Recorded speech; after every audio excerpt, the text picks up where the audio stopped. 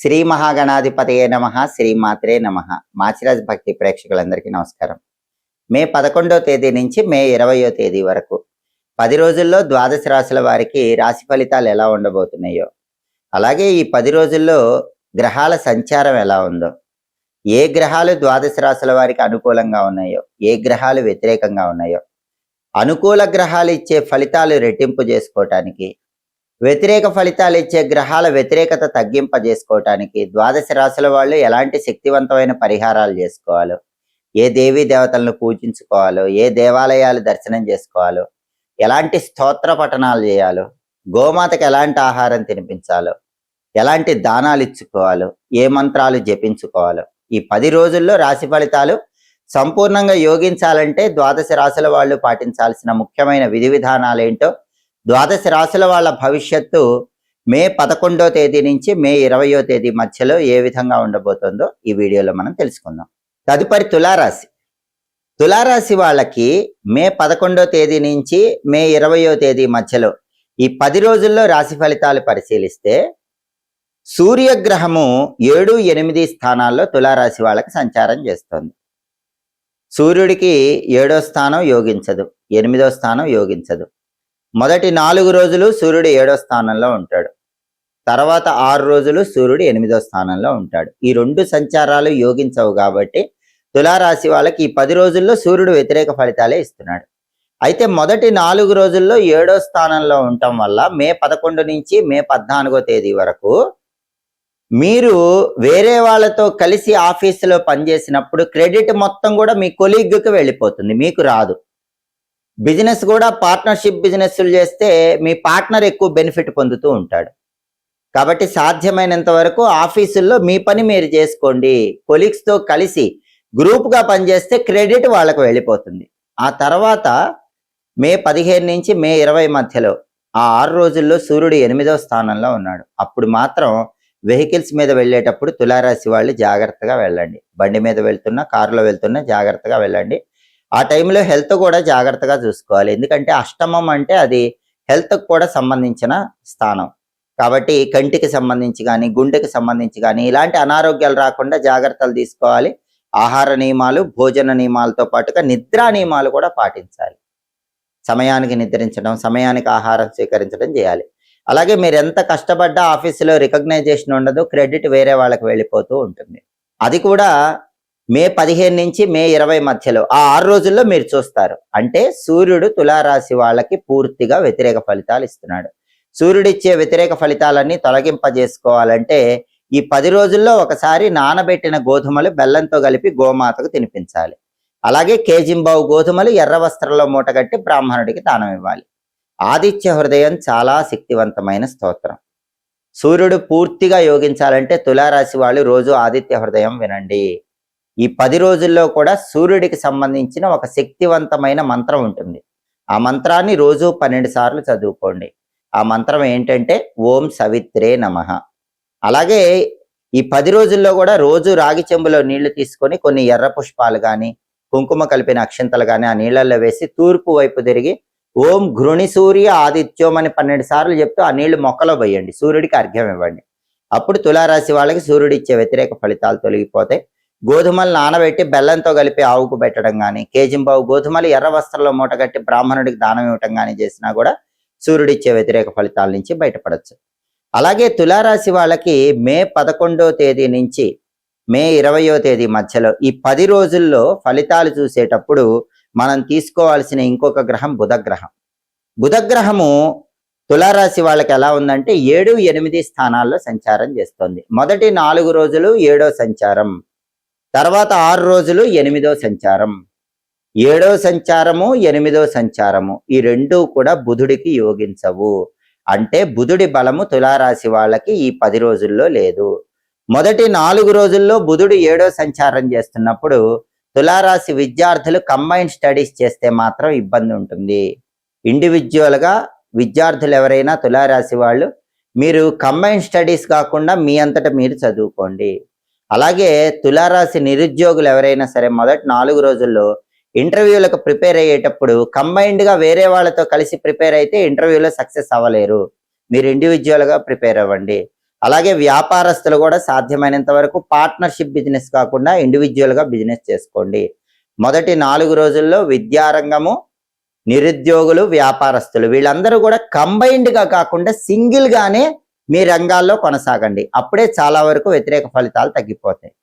మళ్ళీ ఆ తర్వాత మే 15 నుంచి మే 20వ తేదీ మధ్యలో ఈ 6 రోజుల్లో బుధుడు 8వ స్థానంలో సంచారం చేస్తున్నాడు. అష్టమం అంటే ఎంత హార్డ్ వర్క్ చేసి చదివినా విద్యార్థులకి ర్యాంకులు తక్కువ రావటం, నిరుద్యోగులు ఎంత బాగా ఇంటర్వ్యూలకు ప్రిపేర్ అయినా ఇంటర్వ్యూల్లో క్వాలిఫికేషన్ తగిన జాబ్ రాకపోవటం, వ్యాపారస్తులు ఎంత బాగా వ్యాపారం చేసినా పెద్దగా లాభాలు కనిపించకపోవటం, ఇవన్నీ కూడా మే 15 నుంచి మే 20 మధ్యలో ఆ 6 రోజుల్లో కూడా తులారాశి వాళ్ళకి కనిపిస్తుంది. ఎందుకంటే బుధుడు ఫేవరబుల్ లేడు.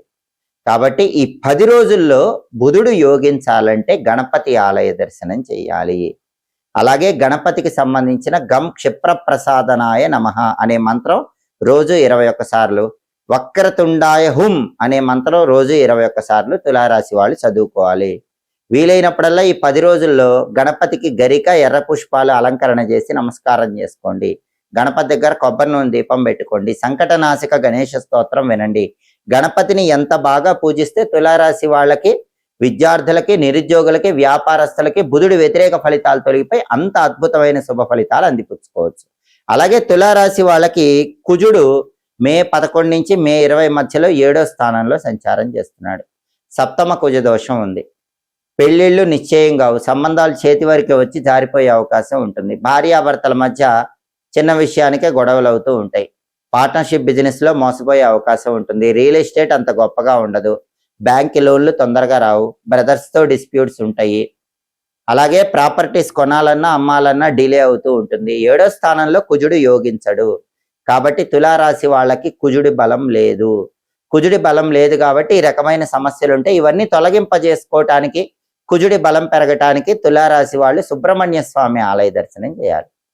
ఇల్లు కొనుక్కోవాలన్నా, అప్పులు తీరాలన్నా, రియల్ ఎస్టేట్లో రాణించాలన్నా, బ్యాంక్ లోన్లు రావాలన్నా, పెళ్లి తొందరగా కుదరాలన్నా, లైఫ్ పార్ట్నర్తో గొడవలు లేకుండా ఉండాలన్నా, 7వ స్థానంలో కుజుడిచ్చే వ్యతిరేక ఫలితాలు మొత్తం పోవాలన్నా సుబ్రహ్మణ్య స్వామి ఆలయానికి వెళ్ళి దర్శనం చేసుకొని ప్రదక్షిణలు చేసుకోండి. ప్రతిరోజు ఓం స్కందాయ నమః అనే మంత్రం 21 సార్లు చదువుకోండి. సుబ్రహ్మణ్య కరావలంబ స్తోత్రం వినండి. చాలా శక్తివంతమైన స్తోత్రం సుబ్రహ్మణ్య కరావలంబ స్తోత్రం. అది వింటే 7వ స్థానంలో కుజుడిచ్చే వ్యతిరేక ఫలితాలు పోతాయి. కందులు నానబెట్టి ఒకసారి బెల్లంతో కలిపి ఆవుకు పెట్టడం, అలాగే ఒకసారి కేజింబావు కందులు ఎర్ర వస్త్రంలో మూటగట్టి దానం ఇవ్వటం ద్వారా కూడా కుజుడిచ్చే వ్యతిరేక ఫలితాల నుంచి బయటపడవచ్చు. అలాగే తులారాశి వాళ్ళకి శుక్రుడి సంచారం తీసుకుంటే శుక్రుడు 8, 9 స్థానాల్లో సంచారం చేస్తున్నాడు. మొదటి 3 రోజులు 8వ సంచారం, తర్వాత 7 రోజులు 9వ సంచారం చేస్తున్నాడు. ఈ రెండు కూడా శుక్రుడికి చాలా అద్భుతమైన సంచారాలు. అంటే తులారాశి వాళ్ళకి ఒక గొప్ప రిలీఫ్ ఏంటంటే రవి, బుధుడు, కుజుడు ఫేవరబుల్ లేకపోయినా శుక్రుడు 10 రోజుల్లో మొత్తం ఫేవరబుల్ గా ఉన్నాడు. మొదటి 3 రోజులు 8వ స్థానంలో ఉండి శుక్రుడు వంశపారంపర్య ఆస్తులు వచ్చేలాగా చేస్తాడు. అంటే కుజుడి బలం లేకపోవటం వల్ల ప్రాపర్టీ కొనాలన్నా అమ్మాలన్నా అవ్వదు, ప్రాపర్టీస్ యోగం ఉండదు. కానీ తరతరాల ఆస్తులైతే మాత్రం శుక్రుడి సంచారం వల్ల వచ్చే అవకాశం ఉంటుంది. అంటే తల్లిదండ్రులు, తాత ముత్తాతలు, లైఫ్ పార్ట్నర్ వైపు కానీ ఏమైనా ఆస్తులు రావాలంటే తులారాశి వాళ్ళు ప్రయత్నం చేసుకోండి. 8వ స్థానంలో శుక్రుడు ఉండటం వల్ల మే 11, 12, 13 తేదీల్లో ఆస్తులు వచ్చే అవకాశం ఎక్కువగా ఉంటుంది. ఆ తర్వాత మే 14 నుంచి మే 20 మధ్యలో ఆరోగ్య సమస్యలు ఏవి ఉండవు. 9వ స్థానంలో శుక్రుడు ఉండటం వల్ల ఆరోగ్యం బాగుంటుంది, కార్యసిద్ధి ఏర్పడుతుంది. కుజుడు 7వ స్థానంలో ఉండటం వల్ల లైఫ్ పార్ట్నర్తో గొడవ వచ్చినా సరే శుక్రుడు 9వ స్థానంలో ఉండటం వల్ల ఆ గొడవ మర్చిపోయి లైఫ్ పార్ట్నర్ మిమ్మల్ని సపోర్ట్ చేసే అవకాశం ఉంటుంది. అది చాలా ప్లస్ పాయింట్. 7వ స్థానంలో కుజుడి వల్ల గొడవ అవుతుంది, 9వ స్థానంలో శుక్రుడి వల్ల మళ్ళీ లైఫ్ పార్ట్నర్ సపోర్ట్ వస్తుంది. టెక్స్టైల్, లేడీస్ ఎంపోరియం, బొటిక్ లాంటి వ్యాపారాల్లో లాభాలు వస్తాయి. అలాగే సినిమా, టీవీ రంగాల్లో కొత్త కొత్త ఆఫర్స్ వస్తాయి. ఏదో ఒక విధంగా ధనం చేతికి అందుతుంది. కాబట్టి తులారాశి వాళ్ళకి రవి, బుధుడు, కుజుడు ఈ 10 రోజుల్లో బాలేకపోయినా ఆ గ్రహాలకు పరిహారాలు చేసుకోండి. శుక్రుడు బ్రహ్మాండంగా ఉన్నాడు, 8, 9 స్థానాలు అద్భుతంగా ఉన్నాడు. శుక్రుడిచ్చే అద్భుతమైన ఫలితాలు అందిపుచ్చుకోండి. ఈ 10 రోజుల్లో కూడా విశేషమైన శుభ ఫలితాలను సిద్ధింపజేసుకోవచ్చు. మే 17వ తేదీ ఆదివారం నుంచి అధిక జ్యేష్ఠ మాసం ప్రారంభమవుతుంది. ప్రతి 3 సంవత్సరాలకు ఒకసారి అధిక మాసం అనే పేరుతో ఒక ప్రత్యేకమైన మాసం వస్తుంది. సౌరమానము చాంద్రమానం అని మనం ముహూర్తాలు 2 రకాలుగా చూసుకుంటాం. సౌరమానంలో రోజులకి చాంద్రమానంలో రోజులకి కొంత తేడా ఉంటుంది. సౌరమానం ప్రకారం చూసుకునే రోజులు చాంద్రమానం ప్రకారం చూసుకునే రోజుల మధ్యలో ఉన్న తేడా సరిచేయటానికి వచ్చిన మాసాన్ని అధిక మాసం అంటారు. అధిక మాసాన్ని పురుషోత్తమ మాసం అనే పేరుతో పిలుస్తారు. ఇది విష్ణుమూర్తికి చాలా ఇష్టమైన మాసం. అధికస్య అధికం ఫలం అంటుంది శాస్త్రం. అంటే మామూలు మాసాల్లో చేసే పూజల కన్నా దానాల కన్నా స్తోత్ర పారాయణల కన్నా అధిక మాసంలో చేసే పూజలు దానాలు స్తోత్ర పారాయణలు ఎక్కువ ఫలితాలను ఇస్తాయి. దీన్ని పురుషోత్తమ మాసం అని ఎందుకన్నారంటే పురుషోత్తముడు అని పిలువబడే విష్ణుమూర్తికి ఇష్టమైన మాసం. ఈ మాసంలో భాగవతం వింటే మంచిది, చదివితే మంచిది. భాగవత సప్తాహాలు జరుగుతూ ఉంటే ఎక్కడైనా అక్కడికి వెళ్ళి భాగవత సప్తాహాలు వింటే మంచిది. ఇవన్నీ చేయలేకపోయినా ఓం పురుషోత్తమాయ నమః ప్రతిరోజు ఇంట్లో దీపం పెట్టి అధిక మాసంలో ఈ ఒక్క పురుషోత్తమ నామం చదువుకున్నా కూడా అద్భుత ఫలితాలు కలుగుతాయి. అధిక మాసం అంటే దానాలకు ఎక్కువ ప్రాధాన్యత ఉన్న మాసం.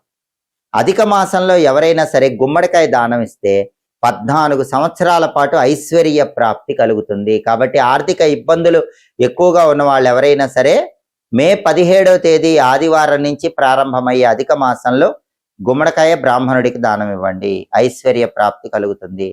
అలాగే పిల్లలు జీవితంలో వృద్ధిలోకి రావాలంటే అధిక మాసంలో గుమ్మడికాయ పనస పండు ఈ రెండింటిని కలిపి పంతులు గారికి కానీ ముత్తైదువకు కానీ దానం ఇవ్వాలి. అలాగే అధిక మాసంలో స్వయం పాకం దానం ఇస్తే కుటుంబ కలహాలన్నీ తొలగిపోతాయి. అలాగే అధిక మాసంలో ఇవ్వవలసిన ఇంకొక గొప్ప దానం అరిసెల దానం. అధిక మాసంలో 33 అరిసెలు దానం ఇవ్వమని శాస్త్రాల్లో చెప్పారు. అమ్మవారికి ద్వాత్రింశత్ శక్తులని 32 ఉంటాయి. ఆ 32 శక్తులు దాటి అమ్మవారి అనుగ్రహం సంపూర్ణంగా పొందటానికి అధిక మాసంలో 33 అరిసెల దానం విశేషంగా సహకరిస్తుంది. 33 అరిసెలు పంతులు గారికి కానీ ముత్తైదువకు కానీ అధిక మాసంలో దానం ఇస్తే సంవత్సరం పాటు అమ్మవారి సంపూర్ణమైన అనుగ్రహం కలుగుతుంది. అలాగే అధిక మాసంలో పాలు కానీ బెల్లం కానీ దానం ఇస్తే జాతక దోషాల తీవ్రత నుంచి సులభంగా బయటపడవచ్చు. నవగ్రహాల అనుకూలత కలుగుతుంది. ఎవరికైనా అధిక మాసంలో పుట్టినరోజు వస్తే శివాలయంలో అభిషేకం చేయించుకొని బెల్లంతో చేసిన పాయసం కానీ బెల్లంతో చేసినటువంటి ఏదైనా పదార్థాలు కానీ శివాలయంలో దానం ఇచ్చినట్లయితే నిండు 100 ఏళ్ల ఆయుష్ పెరుగుతుంది. అంతటి శక్తి అధిక మాసానికి ఉంది. అలాగే అధిక మాసంలో ఎవరైనా సరే శరీరాన్ని విడిచిపెట్టినట్లయితే వాళ్ళకి అధిక మాసంలో పితృకార్యాలు చేయాలి, నిజమాసంలో కూడా పితృకార్యాలు చేయాలి. కానీ నిజమాసంలో ఎవరైనా శరీరాన్ని విడిచిపెడితే వాళ్ళకి అధిక మాసంలో పితృకార్యం చేయాల్సిన అవసరం లేదు, వాళ్ళకి శ్రాద్ధ కర్మ నిర్వహించాల్సిన అవసరం లేదు. నిజమాసంలో మాత్రమే శ్రాద్ధ కర్మ నిర్వహించాలి. అధిక మాసంలో తప్పనిసరిగా చేయవలసింది అష్టాక్షరి మంత్రజపం, 12అక్షర మంత్రజపం. ఓం నమో నారాయణాయ, ఓం నమో భగవతే వాసుదేవాయ, ఈ మంత్రాలు ఎంత చదివితే అంత మంచిది. అలాగే ఓం పురుషోత్తమాయ నమః అనే నామాన్ని ఎక్కువ సార్లు చదివితే మాత్రం ఇంకా విశేషమైన శుభ ఫలితాలను సిద్ధింపజేసుకోవచ్చు. అయితే అధిక మాసంలో శుభకార్యాలు చేయకూడదు. వివాహాలు, గృహప్రవేశాలు ఇటువంటివేవి కూడా అధిక మాసంలో చేయకూడదు. శుభ కార్యక్రమాలు నిర్వహించరాదు. పూజలు, స్తోత్ర పారాయణలు, గ్రహదోష నివారణ జపాలు ఇటువంటివే అధిక మాసంలో చేసుకోవాలి. అలాగే అధిక మాసంలో మీరేం చేసినా సరే మామూలు మాసాల కంటే కూడా ఆ పూజలు కానీ జపాలు కానీ కొన్ని వేల రెట్లు విశేషమైన శుభ ఫలితాలను కలిగింపజేస్తుంది. ప్రతి 3 సంవత్సరాలకు ఒకసారి అధిక మాసం వస్తుంది. ఈసారి అధిక జ్యేష్ఠ మాసం వచ్చింది కాబట్టి ఈ మాసాన్ని సద్వినియోగం చేసుకొని శ్రీ మహావిష్ణువు సంపూర్ణమైన అనుగ్రహానికి పాత్రులై సమస్త శుభ ఫలితాలను సిద్ధింపజేసుకోండి. ఎప్పటికప్పుడు దినఫలాలు, 10 రోజుల ఫలితాలు, మాస ఫలాలు, సంవత్సర ఫలితాలు ఇవన్నీ తెలుసుకోవాలంటే మాచిరాజు భక్తి ఛానల్ తప్పకుండా చూడండి. మా వీడియోస్ మీకు నచ్చినట్లయితే మా ఛానల్ లైక్ చేయండి, కామెంట్ చేయండి. మా ఛానల్ వీడియోస్ 10 మంది మిత్రులకు షేర్ చేయండి. మా ఛానల్ సబ్స్క్రైబ్ చేసుకోండి. పక్కన ఉన్న బెల్ సింబల్ ఒకటి మాత్రం మర్చిపోకండి. సర్వే జనాః సుఖినో భవంతు. స్వస్తి.